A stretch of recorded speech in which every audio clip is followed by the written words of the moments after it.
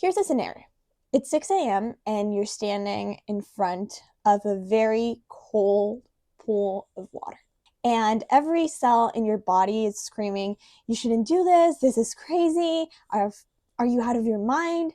And what if I told you that exposing yourself to a controlled, stressful environment can actually be rewiring your brain to handle stressful situations better? So we don't understand a lot about stressors. They can come from every which way. So it could be work related, it could be relationship related, it could be friendships, or it could be, oh, I'm going to this party and I really don't want to drink, but my friends can be a little too pushy. So understanding the stressful situations and knowing stress and training yourself into handling stress better can make you have better choices when we have our day-to-day lives.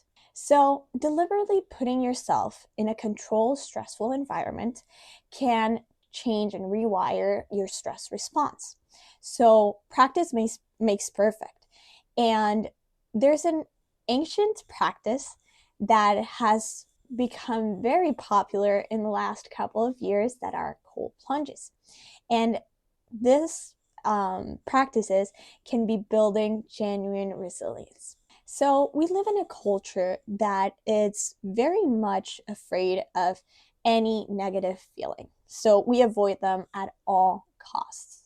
So it's, oh, I'm feeling stressed. So let's open up a bottle of wine. And, oh, I'm feeling anxious. So let me order in something that I really enjoy and binge watch a show.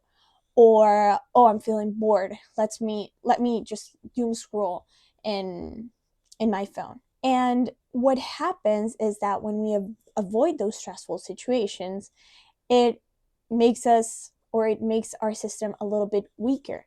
And what I mean by weaker is that if we're avoiding stress at all costs, probably we don't know how to handle stress. So we don't make a conscious decision when we're faced with stressful situations. Dr. Susanna Soberg has been studying for years this practice of cold plunging or deliberate cold exposure. And what she came across is that this cold exposure can strengthen our system and can make us better at responding at stressful situations. But let's dive into the science and what's actually happening in your body so you can think about this stressful situations a little bit different and put yourself in controlled stress environments so you can strengthen. Just like you're going to the gym, but we're training our stress response. The moment you hit the cold water, your sympathetic nervous system activates. And this is a shock response because, first of all, your body temperature is very different from the outside temperature. So you vasoconstrict and your body releases a bunch of different neurotransmitters. So you get epinephrine and norepinephrine and dopamine released into your brain. And what's very interesting about this is that this is hormetic stress.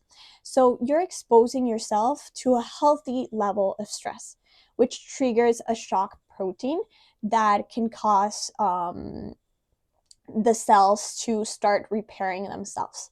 So it's like your body has a reboot system of, oh my God, I'm being put into this situation and I need to start healing immediately and I need to start protecting my internal body, my internal organs, or my cells.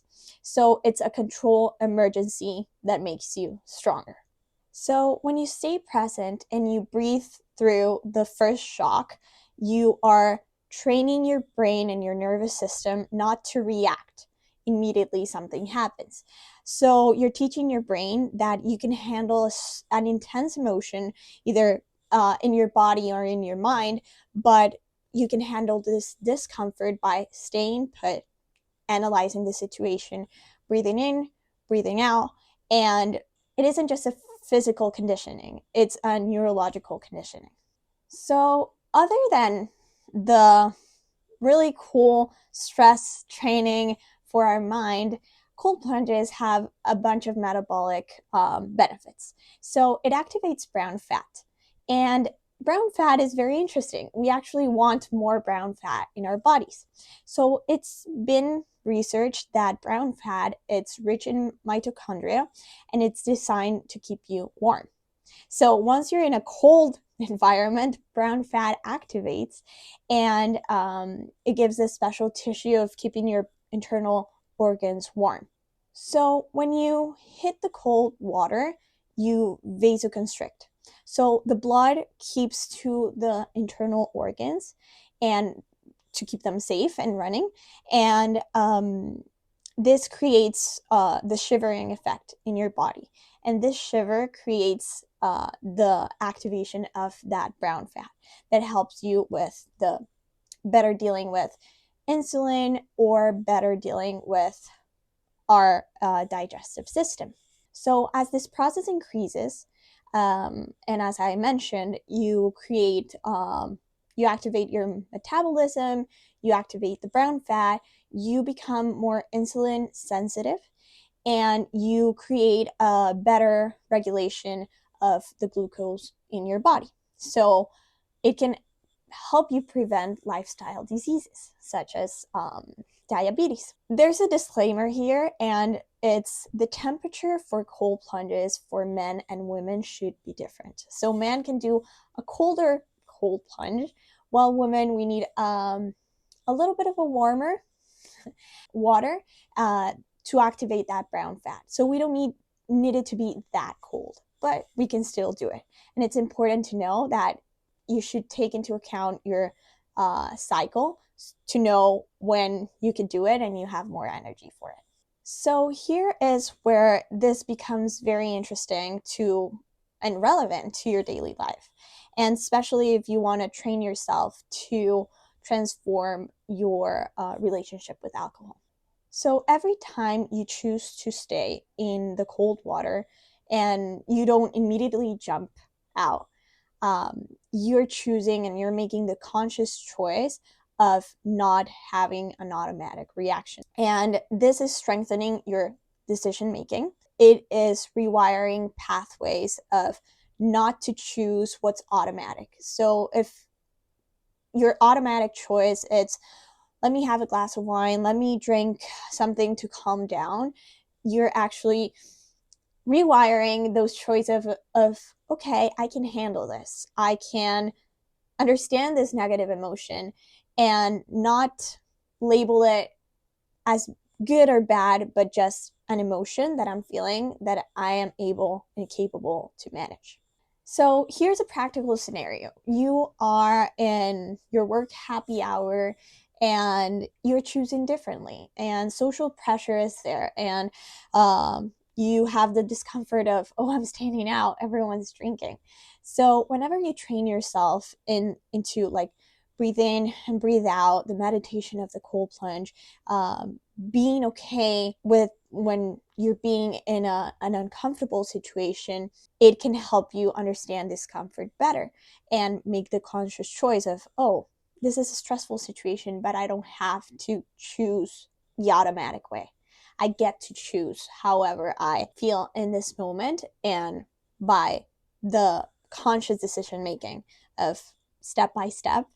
So create a bigger difference between the stimuli and the reaction, which is very short, or the stimuli and the action, which is a longer period of time. So you get to consciously decide what you want to do.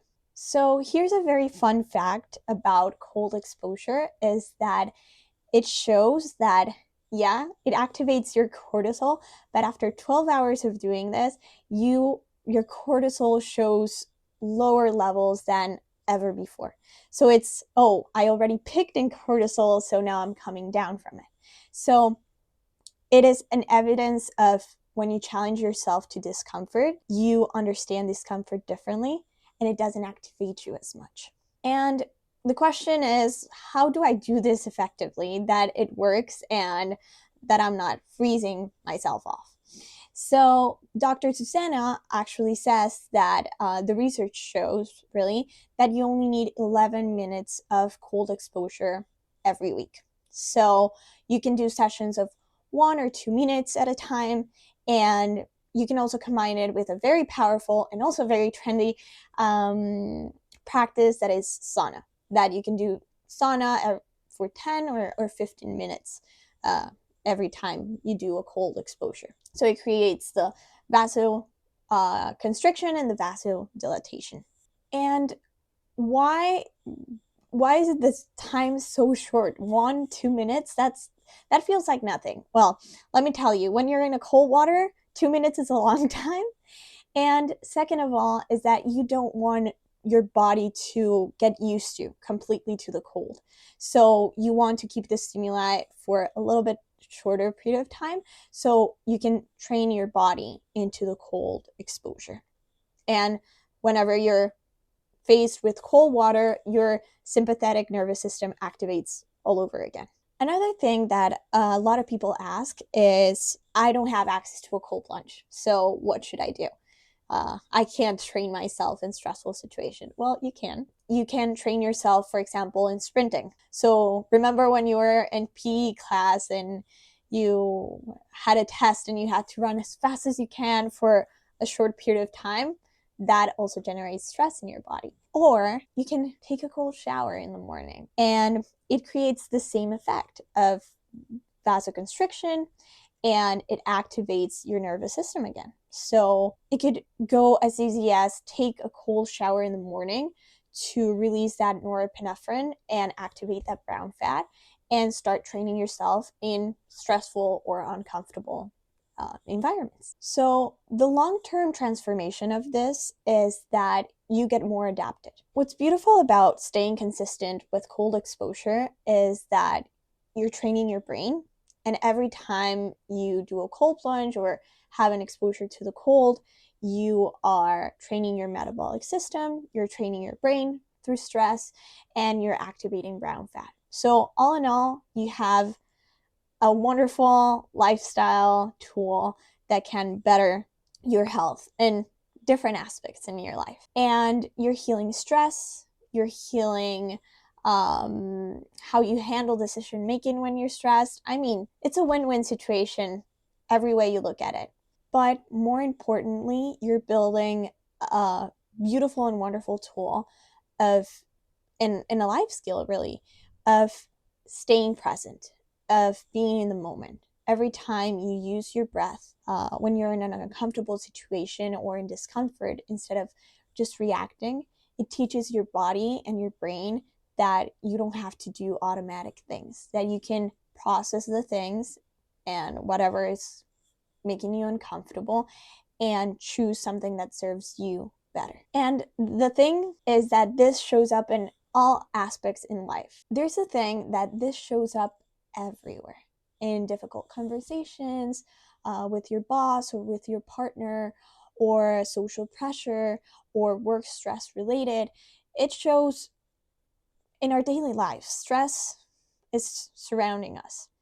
But when we think about stress as something that we can handle and having the tools for it, you are training your nervous system into handle the situations differently, into being more conscious. And that's the main thing about unconscious moderation, really. It's, okay, let's understand what's triggering me, and let's make a little bit of more room for me to have the stimuli and then act on it. So what would happen if you take every discomfort that you experience into a tool to transform and become stronger and better dealing with discomfort? What would happen if you knew how to handle a stressful situation? How would that change your relationships with others and, most importantly, with yourself? So cold exposure isn't just about the physical health, which proven many ways that it has a lot of physical benefits.